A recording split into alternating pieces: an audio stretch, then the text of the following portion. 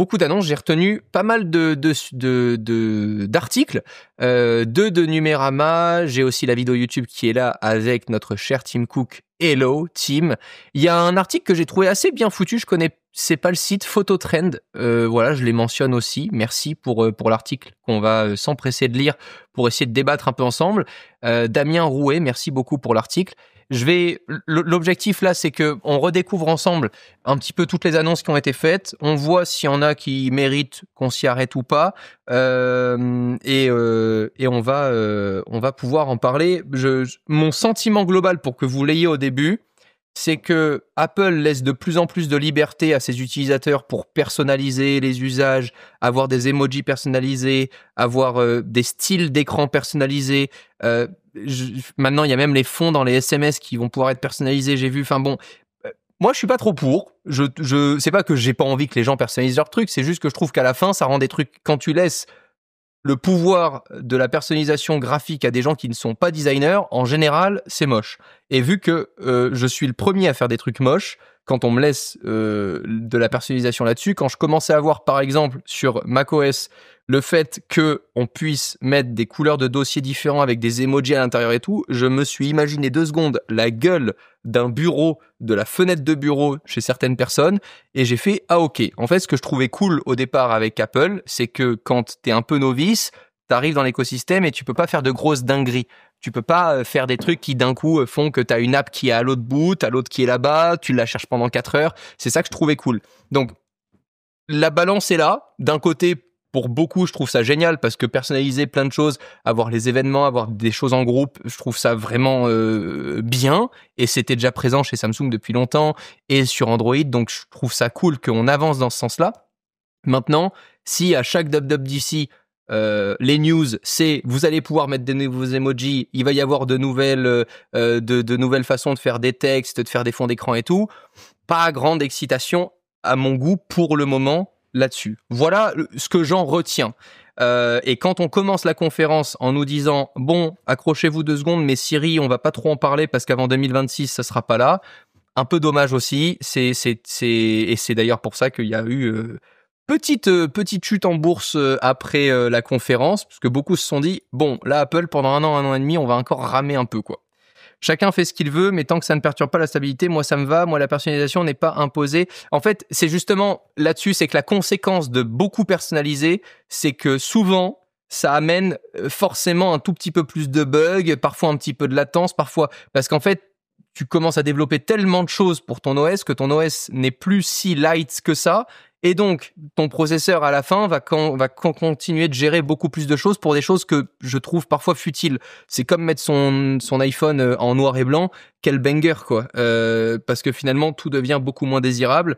Toutes les ressources sont divisées, évidemment. Donc, bon, je comprends les deux. Mais c'est simplement des petits trucs comme ça que je relève pour qu'on se pose la question ensemble, quoi, de se dire bon, est-ce que c'est parce qu'on peut de plus en plus personnaliser qu'il faut personnaliser, ou est-ce qu'à un moment on n'est pas un peu, pour moi c'est un peu comme quand tu prends un ordi et que tu fous 40 000 autocollants dessus.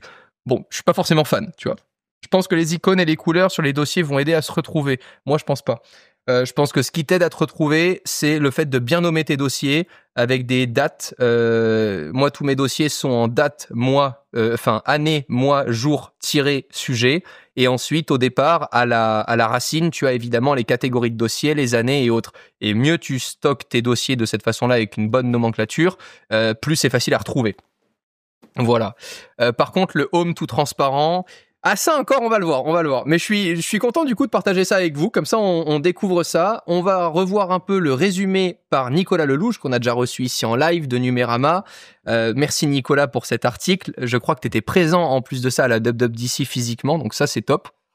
Même sans nouveaux produits, cette conférence pourrait rester dans les annales. Pour la première fois depuis 2013, Apple met à jour l'interface de ses systèmes d'exploitation. iOS 26, iPadOS 26, macOS 26, watchOS 26 et sans oublier tvOS 26 vont tous abandonner le design lancé avec iOS 7 en 2013 au profit d'un look plus moderne, inspiré du vert comme sur l'Apple Vision Pro. Les annonces de la WWDC du 9 juin étaient moins nombreuses que les années précédentes, mais sans doute plus intéressantes pour les utilisateurs. Il y a eu déjà un gros changement que je trouvais intéressant, c'est le fait que tous les OS, à partir de maintenant, vont être nommés en référence à l'année prochaine. Donc les OS qui sont annoncés avec les mises à jour en 2025 se nomment tous 26 pour 2026. C'est tellement plus simple.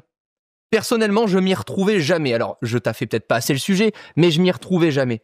À chaque fois, avoir iOS 17, avoir iPadOS, En fait, je trouvais que c'était pas si simple que ça, surtout quand t'arrivais pour les nouveaux utilisateurs. Quand on aime la tech, j'ai pas dit que c'était compliqué pour moi, mais à la fin, quand j'explique à ma mère, tu l'as mis à jour, et qu'on me dit, je crois que je suis à jour parce que je suis en 16, bah, tu sais pas si, voilà. Alors que là, pour le coup, ça va être uniforme pour tous les produits. Ça s'appellera 26 à la fin, et ça, je trouvais que c'était déjà un bon point. En vrai, la Home tout transparent, ça peut être une alternative au full noir et blanc, et pour être distrait, et pour pas être distrait complètement. Pour le coup, c'est quelque chose que j'ai bien aimé. Fallait être fanat d'Apple pour s'y retrouver. On est complètement d'accord. Alors, on va avoir du coup pour iOS 26 une interface entièrement repensée. Premier changement majeur depuis iOS 7, nouveau design majeur inspiré du verre transparent et des animations en profondeur. Je vais vous montrer aussi quelques photos avec cet article-là que j'avais retenu. Donc on a Liquid Glass, c'est comme ça que ça s'appelle, clair comme de l'eau de roche. Avec ses mises à jour, Apple adopte une nouvelle nomenclature basée sur l'année pour ses systèmes d'exploitation. Et voilà à quoi ça va ressembler, juste ici. La présentation en fait à l'intérieur de l'OS va être en transparent, et ça fait effectivement cet effet un peu de liquid glass. Sur le plan technique, ce système exploite pleinement les capacités GPU des puces Apple Silicon grâce à un moteur de rendu en temps réel optimisé via les API Metal 4. Reste à savoir si cela n'affectera pas trop les performances des appareils plus anciens. Voilà pourquoi, encore une fois, je dis que à chaque fois que tu viens rajouter des choses dans le design, dès que tu commences à activer tous les effets design, le fait d'avoir aussi activé le 120 Hz par exemple pour les écrans compatibles et tout ça prend quand même beaucoup plus de ressources, même si c'est de la vitesse adaptative, c'est pas en 120 Hz H24. N'oubliez pas quand même que à la fin, tout ça bouffe plus de ressources et donc forcément plus d'autonomie derrière. Ensuite, on a l'écran verrouillé avec leur plein écran et effet 3D sur les photos, la nouvelle application appareil photo qui est plus intuitive, les applications photos simplifiées avec la bibliothèque séparée. On va voir tout ça. Je sais pas si t'as mis... c'est ça que je voulais voir un petit peu, si t'avais des photos, ou peut-être pas dans cet article. Je vais regarder là-dessus. Donc Liquid Glass, il est là. Je vais vous le montrer comme ça. On va mieux le voir. C'est joli. Mais pour l'instant, c'est pas. On va dire que c'est pas pour ces nouveautés-là, personnellement, que j'aime regarder la WWDC. Ce qui m'intéresse le plus, c'est de voir comment est-ce que vont pouvoir bosser encore plus facilement les développeurs sur les applications, notamment avec les intelligences artificielles pour demain. Et ça l'a été très bien expliqué dans la conférence. En fait, c'est vraiment une conférence développeur, donc il faut pas attendre des news d'Apple envers le consommateur dans ces conférences-là. Il faut attendre des news de Apple vers les développeurs, et ensuite imaginer ce que les développeurs pourront faire grâce à ces annonces-là. C'est ça qui, personnellement, m'intéresse. Donc là, on a ces effets-là à l'intérieur. On a, voilà comment ça se présente en fait. À chaque fois, sur les boutons et sur l'expérience utilisateur, c'est en transparence, avec un effet que je trouve quand même très joli. Ça, il n'y a pas à dire. Maintenant, encore une fois, à voir à l'usage. Je ne l'ai pas encore mis à jour. J'ai complètement zappé en plus de faire la mise à jour depuis là, cette semaine. J'étais en déplacement. Et c'est Thomas tout à l'heure qui est venu me voir et qui m'a dit « Hey, t'as vu ?» Et je fais « Mais putain, je suis con. Je me suis tapé toute la conférence. J'ai oublié de me mettre à jour en mise à jour bêta. » Attention, je le répète aussi, tant que les mises à jour ne sont pas déployées au grand public, il peut y avoir des bugs. N'activez pas les mises à jour bêta si vous voulez être sûr de ne pas avoir de bugs, d'écran noir ou de choses comme ça qui peuvent arriver. Voilà, il le précise, c'est une mise à jour bêta. Apple a donc effectué une refonte majeure de l'application photo dans iOS 26 en réponse aux critiques concernant la restructuration controversée d'iOS 18 lors de la présentation. Craig, Senior Vice President du software et de l'ingénierie chez Apple, a admis que beaucoup d'entre nous regrettaient l'utilisation des onglets dans l'app photo Et voilà pourquoi ils l'ont mise à jour. Donc à présent, on a la librairie qui est en bas à gauche et on va avoir la collection qui est en bas à droite, ce que je trouve 10 fois mieux parce que personnellement, les collections, je les utilise finalement assez peu. Je trouve que la librairie est tellement bien faite et on peut d'un seul coup de doigt, quand on récupère la petite barre latérale pour se promener de bas en haut, aller d'année en année, que finalement ça va assez vite. Et alors surtout quelque chose qu'il faut utiliser plus, c'est la barre de recherche parce que quand même, on peut le dire, il y a eu une vraie amélioration depuis iOS 18 là-dessus, c'est le fait de pouvoir rechercher. Si tu mets par exemple robe rouge, si tu mets chien, moi qui adore montrer les photos de mon petit chien, j'allais dire mon petit chien qui est un berger allemand. Là, si je mets par exemple chien, ici, je vais avoir des résultats. Si je veux avoir animal, par exemple, ça marche. Voilà, animal, ça marche nickel. T'as tous les animaux et je me retrouve là. Regardez, il est trop chou. Il est pas trop mips. C'était le jour de mon anniversaire. Il est pas trop mignon. Il est vraiment incroyable. Il me fait trop rire ce chien. Il est vraiment trop chou. Attendez, j'en ai une autre, mais comme ça je vous le montre. Ça c'est vraiment les gens avec leurs animaux, quoi. Regarde, il est pas trop beau. Voilà, donc quand tu tapes animal, tu as ça qui apparaît dans ta galerie photo. Sur iOS 26, la nouvelle architecture simplifie l'application en la divisant du coup en 2 onglets. Sur macOS, la version... alors, comment ça se prononce, pardon, je l'ai même pas écouté. Taoe? Tao? Ça se prononce comment la nouvelle version de macOS, je l'ai pas écouté, donc je préfère pas essayer de me la péter pour rien. Intègre les collections épinglées à l'application photo, offrant un accès rapide au projet en cours. Voilà. Et donc dans l'autre, la partie collection, on aura les favoris, les albums, et on a la fonctionnalité de recherche aussi. Tao, ok, le E ne se prononce pas. Et ça veut dire quoi? Comme ça, j'évite de mourir con. Je vais éviter je déteste, je sais qu'il y en a qui me disent parfois, ah ben voilà, le lac Tahoe, lac aux États-Unis. Et ben voilà, le lac Tahoe est un grand lac d'eau douce niché dans les montagnes de la Sierra Nevada et bordant la Californie et le Nevada. Il est connu pour ses plages et ses stations de ski sur la côte sud-ouest. Le parc d'État d'Emerald Bay abrite Vikingskholm, un manoir de style nordique datant de 1929. Et ben voilà. On mourra tous moins cons à partir de maintenant. C'est parfait. C'est un lac. Comme tous les noms des versions de macOS, c'est une zone géographique. Oui, ça, je savais que les autres... Mais ça, pour le coup, je ne savais pas quelle zone géographique c'était. Côté prise de vue, Apple a repensé l'interface de l'application appareil photo sur iOS et iPadOS pour la rendre plus simple et épurée. Par défaut, un seul sélecteur photo-vidéo est conservé, du coup, dans la partie inférieure de l'écran. Voilà comment ça se présente. On a 2 onglets. Et effectivement, je trouve ça beaucoup plus clair que d'avoir à chaque fois à slide et souvent on se gourre. Et quand tu penses prendre une photo, tu prends une vidéo et l'inverse.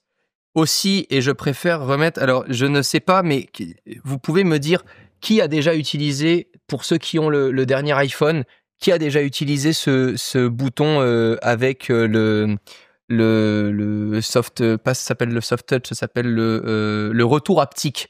Ce bouton avec le retour haptique. Personnellement, à part m'emmerder, il m'a jamais servi.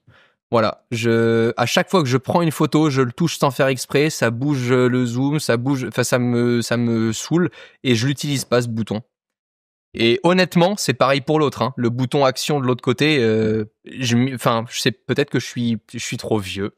Peut-être que ça y est, c'est fini. Romain passe pour un boomer au-delà de Twitch. Je ne vois même pas quand on me raid. Toi, tu l'utilises, Joël? Honnêtement, ça m'est arrivé de l'utiliser une fois, peut-être, tu sais, quand t'es vraiment concentré pour prendre une photo et tout ça, mais pour directement activer l'appareil photo. Oui, ok, c'est vrai, moi aussi, j'appuie direct, ça ouvre l'appareil photo. C'est vrai, t'as raison, je le fais. C'est le seul truc que je fais, quoi. Donc maintenant, on aura une anémone. Nemo, pour ceux qui n'ont pas la ref. Un balayage latéral permet d'accéder aux différents modes photo et vidéo, tandis qu'un balayage vers le haut révèle les réglages avancés. Flash, ouverture de l'objectif, exposition, style, format d'image. En mode vidéo, les paramètres de définition et de fréquence d'image sont accessibles depuis la partie supérieure de l'écran. Si vous avez des questions, si vous voulez qu'on en parle plus, n'hésitez pas là en live, c'est le but. On fait un gros live, un peu débrief, que vous pourrez aussi écouter en podcast évidemment sur toutes les plateformes si vous en avez envie. Par la suite pour qu'on en parle ensemble. Je pense que le rythme, pour l'instant personnellement, me va. Je vois pas de choses sur lesquelles on pourrait s'attarder plus. Je trouve ça dommage de ne pas avoir plus d'options avec le bouton. Perso, je le trouve assez précis en vrai, je comprends pas les critiques. Il est précis, il marche très bien, sauf que quand tu ne penses pas à l'utiliser, tu le touches quand même et c'est à ce moment-là qu'il m'emmerde, c'est tout. Une autre nouveauté. Il est désormais possible de déclencher l'appareil photo de l'iPhone ou de l'iPad à distance avec les AirPods. Alors, à quel moment t'as ton iPhone qui est vraiment pas avec toi et tu vas... quand tu l'as configuré, le fait de le déclencher avec les AirPods, c'est une bonne idée. Ça, y a pas à dire. Je trouve ça cool. Ça fait une petite remote control. C'est très bien. J'utilise mon Apple Watch personnellement pour pouvoir déclencher mon appareil photo à distance. Je le fais souvent. Pensez pas parce que honnêtement, c'est la qualité est quand même bien meilleure avec les objectifs qui sont à l'arrière de l'iPhone. Donc parfois, juste le fait de le déverrouiller, de le mettre dans un coin et de voir la preview de ma photo avec l'Apple Watch, c'est vraiment banger. Donc pour le coup, ça c'est quelque chose que j'utilise très souvent pour faire des photos à plusieurs en soirée. J'ai une meilleure captation de la lumière évidemment avec les capteurs à l'arrière, donc ça me permet aussi d'avoir moins de grains sur la photo.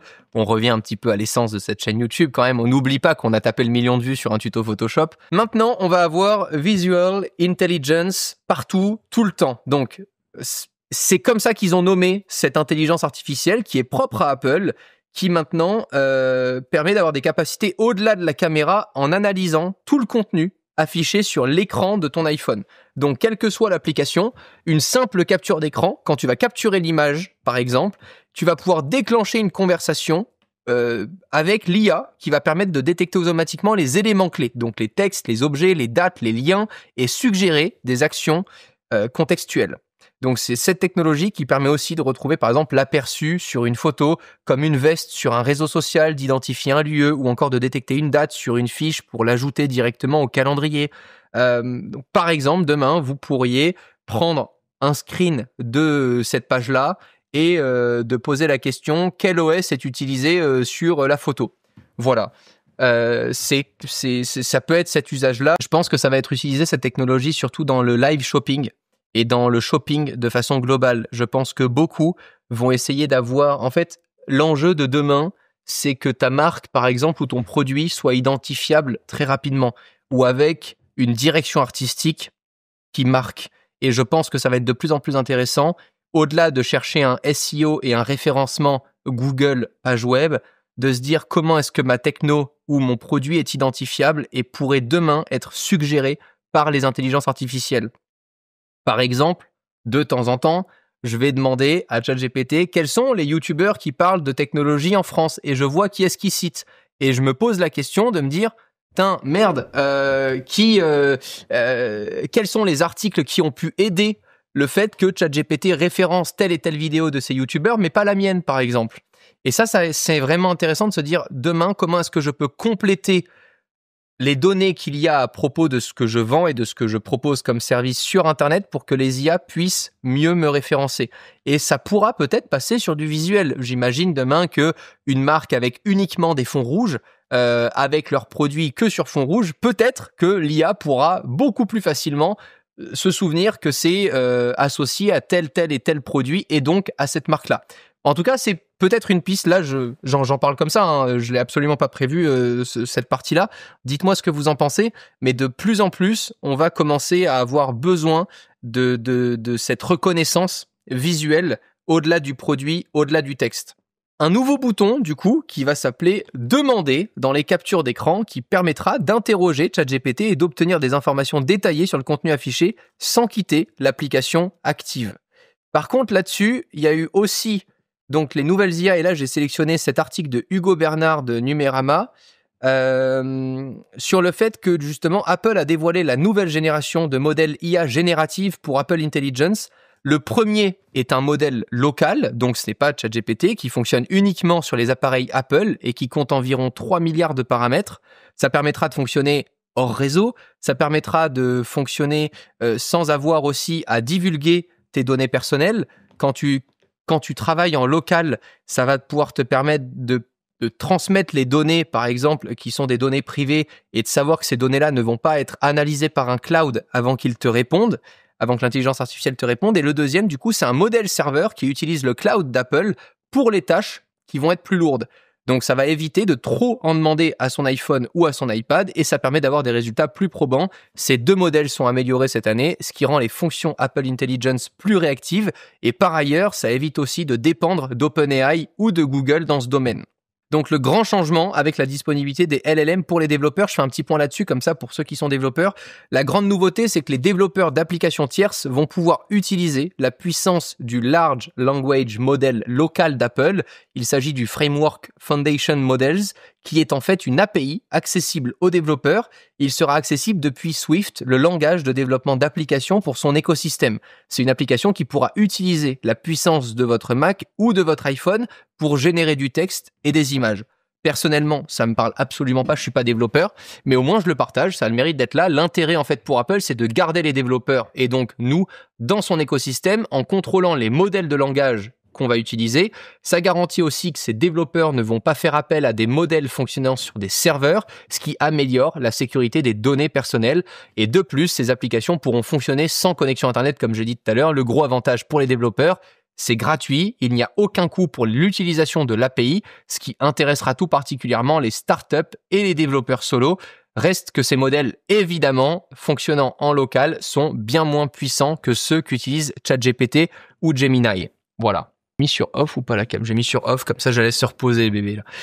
C'est important qu'ils se concentrent sur le local, sinon ils ont plus d'arguments pour la vie privée. Exactement, et c'est personnellement ce qui pourrait me faire très peur. Parce que c'est ce que j'adore avec Apple et c'est ce qui fait qu'aujourd'hui encore, je ne demande que ça, d'avoir une IA qui ait accès à mes SMS, à mon planning, à tous mes emails, à toute ma banque de données images, photos, à mes vocaux, même si je peux demain lui donner tous les enregistrements d'appels que j'ai faits, à une seule condition, que l'IA qui traite ces données-là soit locale et que ces données ne soient jamais envoyées à un serveur et qu'elles restent stockées justement dans cette puce Apple qui protège ces données de façon locale. Dans mon iPhone, à chaque fois quand j'en entends, et notamment même dans la dernière interview dont on parlait au début avec Claire, beaucoup qui disaient dans les commentaires « Oh là là, Romain, de toute façon, il a complètement lâché. Lui, il aimerait que tout le monde utilise ces... » Ben non, en fait, pourquoi est-ce que j'utilise pas DeepSeek à longueur de journée, même si j'aime bien quand même la façon dont DeepSeek réagit, l'intelligence artificielle chinoise, parce que c'est clairement noté noir sur blanc que tes données, tu sais où est-ce qu'elles partent. Et j'ai quand même un peu de mal de savoir que mes données vont peut-être demain pouvoir aider un gouvernement autoritaire à faire telle et telle chose. Ça, je suis pas jusque-là. Je dis pas que les US ils sont différents. Je dis pas qu'ils sont mieux, surtout en ce moment.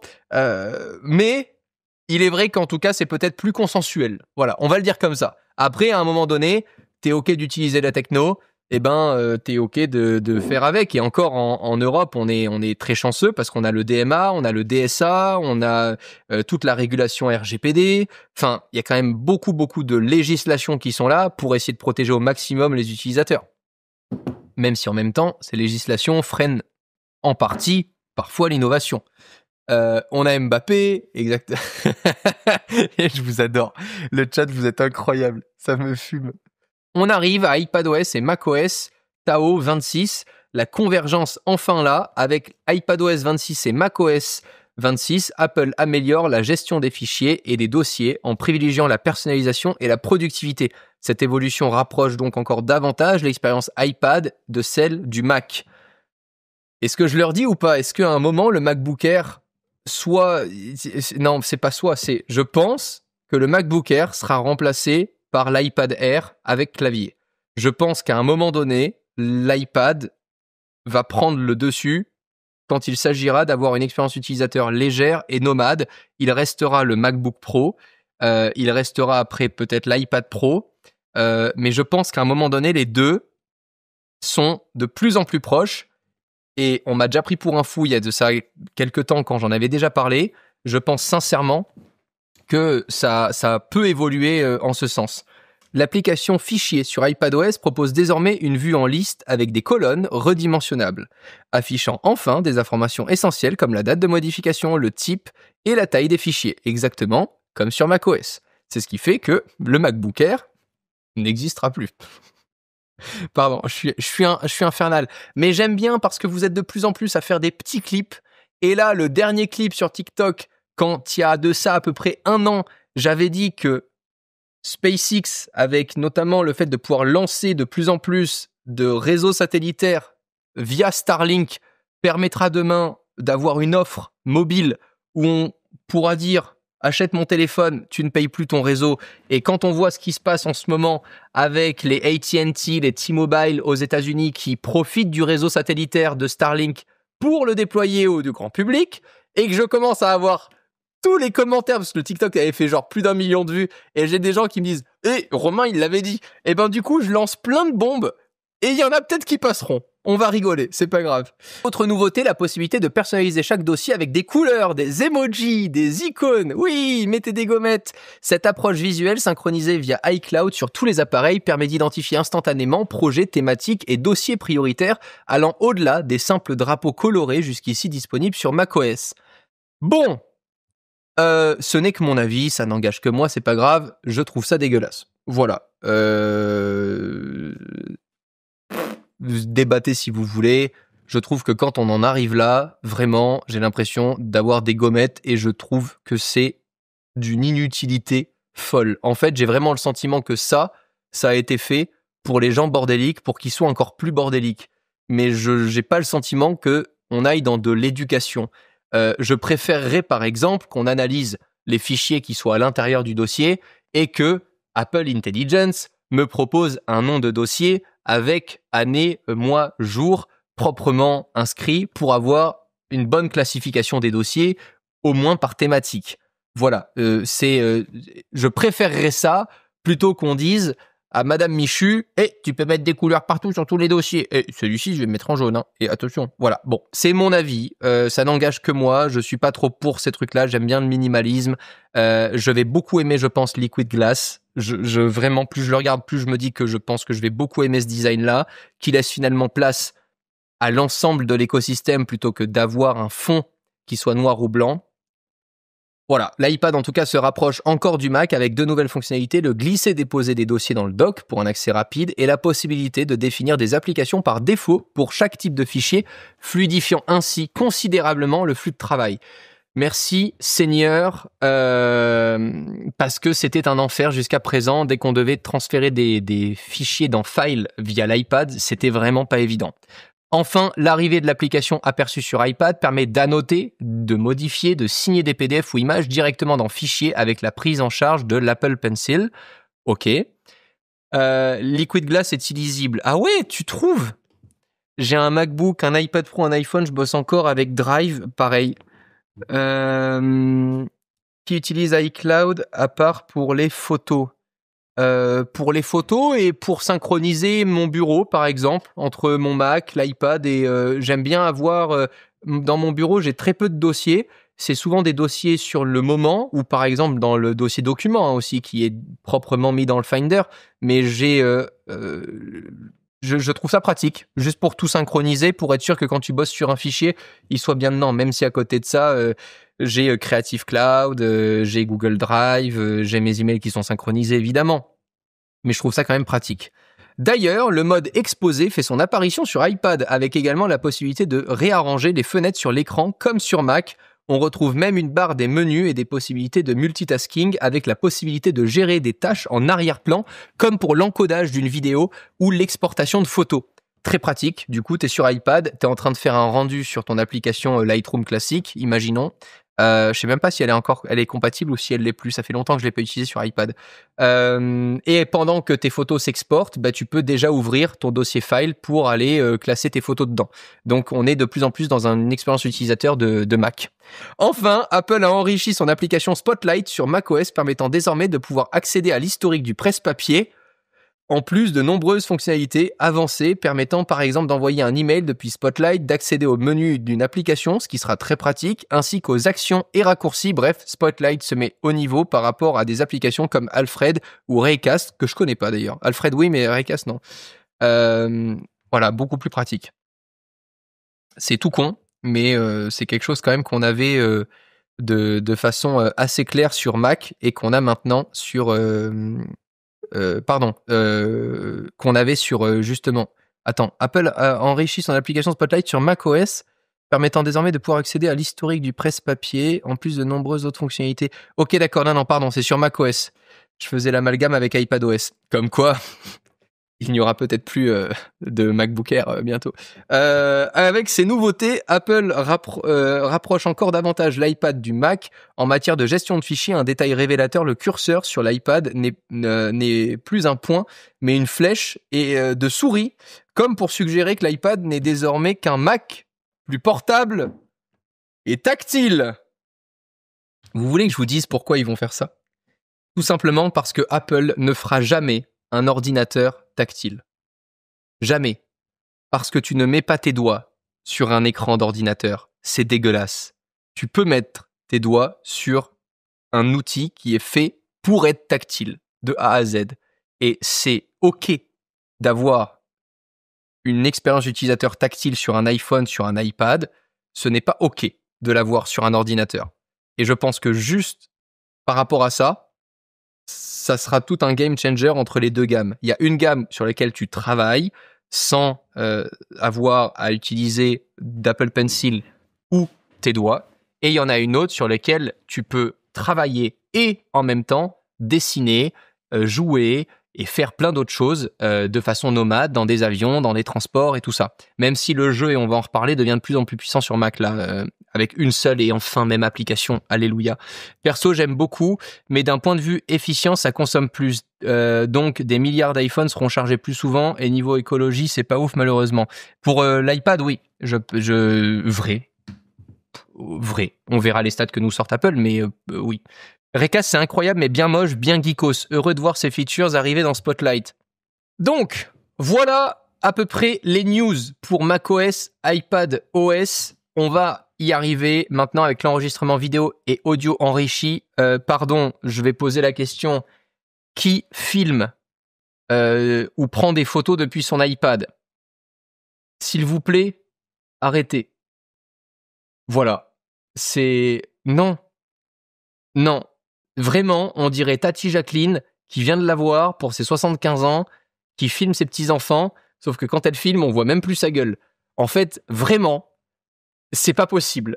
C'est possible d'utiliser l'iPad pour faire des conférences, des meetings, filmer des choses quand t'es en rendez-vous, dans un usage, je l'imagine très bien. En perso, jamais. C'est non.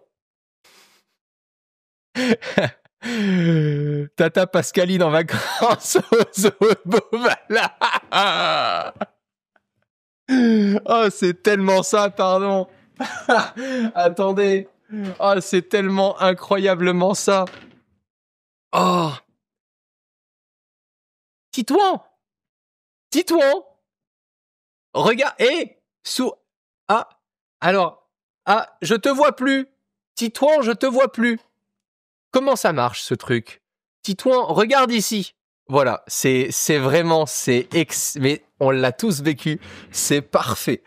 Et je serai sûrement ce vieux boomer qui verra très bien que dans 10 ans, les jeunes utiliseront un iPad mini pour faire à la fois des tâches en cours et qui prendront peut-être des photos avec ça.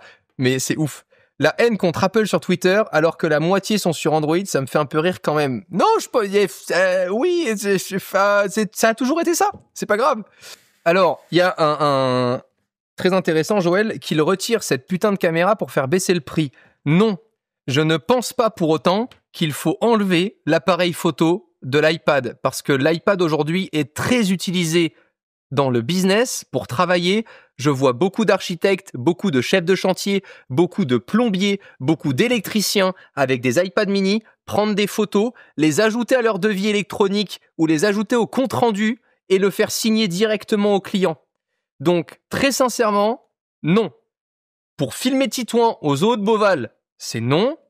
Pour laisser l'appareil photo sur l'iPad, c'est oui. Pour scanner des PDF, pour les signer, c'est ultra pratique. Donc, complètement. Voilà, scan de doc, réalité augmentée, etc. On laisse l'appareil photo sur l'iPad. Évidemment, il partira jamais. Je le vois pas de cette façon-là. Tant qu'il n'y a pas des lunettes qui seront connectées en temps réel à l'iPad, vous pouvez faire ce TikTok-là, vous pouvez le mettre. Et vous savez, je n'ai rien contre ce qu'on appelle les clippers. Hein. Je vous reposte tous. Vous me faites marrer sur TikTok. tous les posts qui sont faits avec les morceaux de live, les vidéos et autres, je vous riposte. Si vous prenez de la monétisation là-dessus, allez-y, c'est gratuit, ça fait plaisir. Moi, ça fait parler de mon image et vous, ça vous fait de la thune. Donc, pour ceux qui s'amusent à faire des comptes TikTok là avec des reprises, personnellement, je n'y vois aucune chose négative là-dessus. Faites ce qui vous plaît. Donc non, je pense que les appareils photo et autres seront peut-être retirés des produits lorsque des lunettes seront suffisamment avancées et qui seront connectées en temps réel. En fait, vous voyez aujourd'hui ce que fait l'iPhone en guise de webcam. Vous pouvez aujourd'hui, avec un Mac, prendre un petit support et avoir votre iPhone qui vous filme comme une webcam. Eh bien, je pense que demain, on aura ça avec des lunettes, avec une caméra intégrée. Et lorsqu'on voudra simplement déclencher une photo, on prendra la photo, sauf que la photo, à la fin, on la verra sur notre iPhone. Voilà. Et je pense que du coup, pour filmer des choses, pour prendre en photo, comme on le disait tout à l'heure, des travaux et autres, ou même des scans de documents, on prendra juste la feuille, on dira fais un scan, ça fera un scan et puis ça sera tout quoi. De la 3D pour des photos plus immersives. Apple confirme sa volonté de transformer vos photos 2D en objets 3D. iOS 26 intègre désormais une fonctionnalité permettant de convertir toute photo 2D en une expérience spatiale en 3 dimensions. C'est assez intéressant. Alors, on va juste prendre 2 secondes pour essayer d'analyser ensemble comment ça fonctionne, parce que je trouve que au-delà de juste dire ah hyper nouveauté, là pour le coup il y a une nouveauté vraiment technique qui est assez bien foutue. Créer des scènes 3D à partir de quelques images, c'est ce que propose Matrix 3D, développé par des chercheurs d'Apple. Et la technologie 3D photo de Canon, présentée au salon CP+ 2025, ces projets, bien que différents dans leur approche, ouvrent de nouvelles perspectives pour les créateurs visuels. Alors comment ça fonctionne ? On a une photo, mais on a plusieurs inputs. Donc de ce que je comprends, c'est parce qu'on a la photo live. Vous savez, quand on prend une photo, ça fait une mini vidéo. À partir de ce moment-là, ils arrivent à la décomposer pour d'abord voir du coup la profondeur de la photo. Quand ils ont réussi à comprendre la profondeur de la photo, ils arrivent sur une... Alors là, à partir de là, je crois que j'ai plus les connaissances suffisantes. Sur un rendu 3D, peut-être dans l'espace. En fait, à un moment, je pense qu'ils arrivent à prendre votre objet ou le sujet. Ils arrivent à mesurer du coup peut-être l'écart entre la scène à l'arrière, le premier plan, le deuxième plan, le troisième plan. À ce moment-là, ils arrivent à recréer cette scène-là en 3D. Et à partir de là, je lâche. Mais je trouve ça fou. Cette technologie inspirée de l'Apple Vision Pro utilise des techniques avancées de vision par ordinateur fonctionnant sur le Neural Engine pour générer une scène spéciale à partir des photos en 2 dimensions. Donc le processus sépare automatiquement les 2 éléments de premier plan et d'arrière-plan, créant un effet de profondeur qui donne vie aux photos. En fait, c'est un petit peu comme... comment ça s'appelait déjà dans les reportages ? Je crois que ça s'appelle le parallaxe. C'était assez sympa. Imagine... c'était assez sympa, vraiment, ça fait Sophie, 45 ans. C'était assez sympa. La plage proposait vraiment des options. J'avais un peu l'impression d'être Stéphanie. Je crois que c'est ça, l'effet parallaxe. Tu prends par exemple une scène avec la Tour Eiffel, tu détours la Tour Eiffel, tu as ton arrière-plan avec le ciel, tu as du coup maintenant 2 objets, tu as la Tour Eiffel plus le fond, et en fait tu viens simplement légèrement agrandir ta Tour Eiffel et légèrement rapetissir ton fond en l'ayant déjà zoomé de base, et ça va donner un effet comme si les 2 objets bougeaient dans la même scène, et ça peut créer du coup, à partir d'une photo, c'est ce qu'on faisait dans les vieux reportages télé, à partir d'une seule photo, tu pouvais donner l'illusion que c'était un peu une mini vidéo pour avoir un petit peu de mouvement dans ta photo. Donc, Greg Federighi a expliqué que le système génère une scène spéciale à partir de vos photos 2D. En fait, non, peut-être pas, hein. Ils en parlent pas depuis tout à l'heure, donc à mon avis, peut-être pas. Donc, on part des photos 2D, ça crée un effet 3D donnant vie à nos souvenirs favoris lorsque vous bougez. Bon, ok, Greg, cette fonctionnalité ne nécessite aucun effort particulier de la part de l'utilisateur et fonctionnera sur l'ensemble de la photothèque existante.